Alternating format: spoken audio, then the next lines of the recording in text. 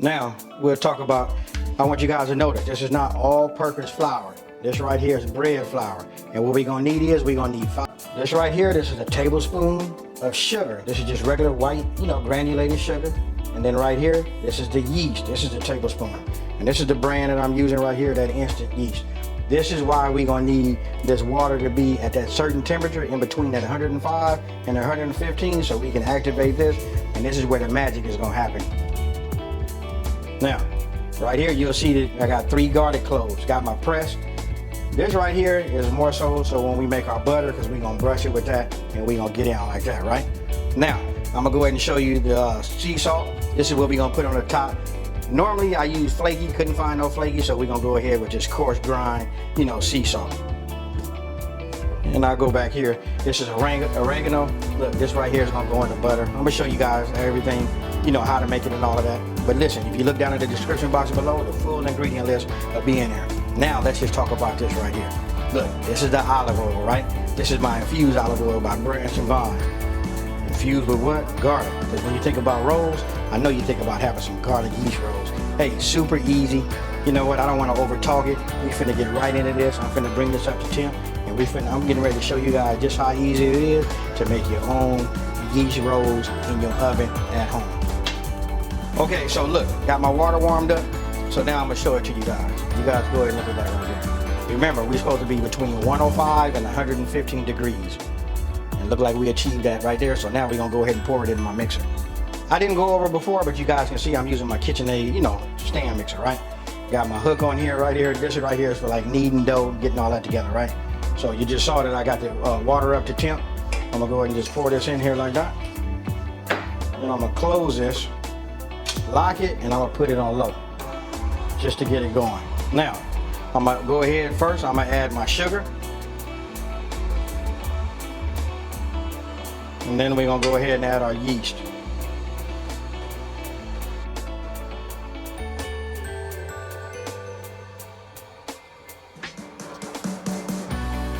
Okay, so I'm gonna go ahead and stop it.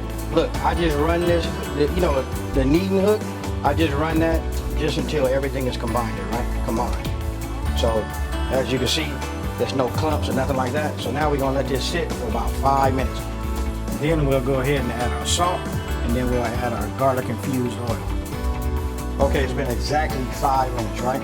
So what I'm gonna do is, I'll put this cover over here because we're gonna pour the rest of our ingredients in, through this spout.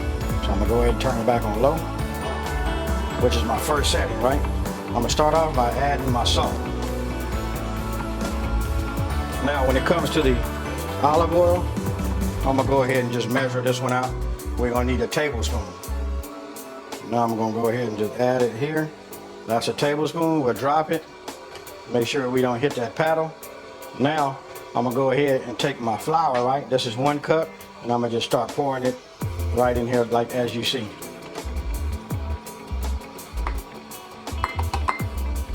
We'll leave it on low, and we'll get the rest. You can see right here, I run the knife, that square edge right across the top, and we come on over here, and we'll do this. Now remember, I'm gonna add 5 cups. And here we are. This is cup number 5. Now, look, I'm gonna go ahead and remove this right now so you guys can see what it looks like. You can see it starting to knead, starting to pick up all of the flour that's on the edge, and it's starting to become like dough. We're gonna leave it on low, and we're gonna let this continue until everything has been picked up. And if it's too sticky, we'll just add a little bit more to it. Okay, so look, I just turned it off, just so you guys can see. This is the consistency that you want to look for. I'm gonna take my finger, right? When I touch it, you can see it barely wants to stick to my finger, right? This right here is right. So I'm gonna leave this up, and you can see it starting to just from the weight, pull down. This right here is a good mixture. Now, let's go ahead. We're gonna oil this bowl, put this in the inside, and then we're gonna cover it, and then we're gonna let it rest. Now, we have this done. You can see I already got it covered up. I didn't want to show you guys because listen, me struggling with this saran wrap is one thing. So look, once you got it covered, I'm gonna set a timer for 1 hour, then we're gonna come back and take a look at it, and then we're gonna go from there. Okay, so it's been an hour. Take a look at that. You can see just how big it is. So now I'm gonna go ahead and take this plastic wrap off. Now, I'm gonna go ahead and just slide this over with. So we're gonna work on the counter, right? So what I'm gonna do is I'm gonna go ahead and take some of this flour, just sprinkle some of this down here, just so that nothing sticks to it, right? Just like you see. Now we'll take this out, and we'll go ahead and put it just like you see that. Now, just making sure I got enough flour, right? So what I'm gonna do is just bring it over like this, kind of like just knead it in. You guys can use whatever technique you like, you know what I mean? But this right here works for me. Bring it over. Then we don't want to overwork it, right? So I'm gonna go ahead and just form it into this ball, just like you guys see right here. And there you have it. That's how it's gonna look. Now, what we want to do, now look, I went and got this little apparatus I got right here, right? I use this on my griddle, but you're gonna want to get yourself something where you can cut it in half. So for me, I'm just gonna cut it like this, right? So we got it in half, then we're gonna cut it the half and half, right? We're just gonna quarter it, but the objective is for us to get even sized pieces, right? Without trying to like actually go ahead and do what like some people like to measure. Measuring would be the right way, so I'm just gonna go like this, like this. Now these are gonna be kind of big. This should make 16, but just to give you an idea, I'm gonna set that over there. We'll just get these separated, and then we can cut these in half. Remember, you're gonna want to make sure you got enough flour on your surface, just so that you know nothing sticks. So nothing wrong with putting a little bit more down. Now we got 1, 2, 3, 4, 5, 6, 7, 8. We're gonna cut these in half, and that'll give us the 16. So we'll do it just like this, right? And I'm gonna go ahead and do this right now, so you guys don't have to like keep watching this process. We got this right. This is the half. So now we're just gonna take it like this.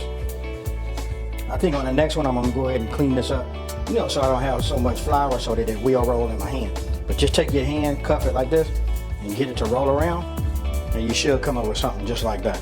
That right there is perfect. Now I'm gonna set this off to the side. Now here's another view for you, right? This is one of the original 8. We cut that in half. Then what you do is you just go ahead and put your hand over it, and you just roll it around on your surface until it forms, you know, a nice size, you know, round ball. And we'll just set that right over there. All right, so I got my pan, right? And the reason I'm using such a small pan, because I'm gonna be using my Breville oven. You know, it's a countertop oven, right? So you remember I talked about having to find cornmeal. Look, we're just gonna take a little bit like this. And then what we're gonna do is we're gonna just get it to kind of like, just like you see here. I don't know how to explain this, but you just want to have it like dusted just a little bit, right? Now we'll take our balls and we'll just go ahead and put them on here just like you see here. You'll notice that they start rising on their own, you know, so time is almost of an essence, you know what I mean? But this is fine. And if they touch, we're gonna just pull them apart. It's okay. I like to usually give them about a, you know, like to try to give them some type of space. I like to use like 1 inch, you know, but if you don't, that's fine. You guys will see right here. Now they should look just like that, right? And you can see they can slide. You know, that's what that cornmeal does, keeps it just so that it can slide around just a little bit, so when we bake these, they're not gonna stick.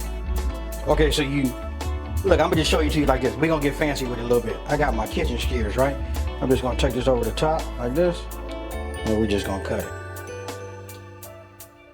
just like you see here. And you're gonna notice, you'll see why I'm doing this, you know, when they finally done. And then, you know what, I'm gonna go ahead and do one like this just to check it out. We finna see. There we go. Let's do 2 like that. Okay, so we good there. Now we want to go ahead and get ourselves some olive oil. Pour a little bit, you know, in here, because what we're gonna do is we're getting ready to brush this. Now, get yourself a brush. You want to brush this completely all over. Now you guys know why I use that garlic infused, right? Because we're gonna have a hint of that garlic in there. Hey, you guys see it. So you know this right here doesn't need no instruction. You just want to paint this, you know, complete. And then you just go ahead and then, you know, top it off with some of that sea salt, right? Now remember earlier I said flaky salt is the best, but if you got the coarse ground sea salt like I had, that works just fine. Hey look, sea salt sends it over the top, folks. So we'll come back, look at them in 10 minutes and make a decision then. Okay, so the timer just went off. This is what they look like at 10 minutes. Now we'll decide if we want to go a little further. You can look at them and see that color on them right now. I'm liking that. You know what I mean? We could go take these out. Just go ahead and set them up. Set them right here. Now, I went ahead and made my little garlic butter. Put a little oregano in here. And what we're going to do is we just finna nice and moist. Let this soak in. We're going to let them cool. And then we're going to taste one of these. And I know I put the salt on there. If it comes off, no worries. Because now you can go and add something to it. Man, they smell unbelievable how they smell.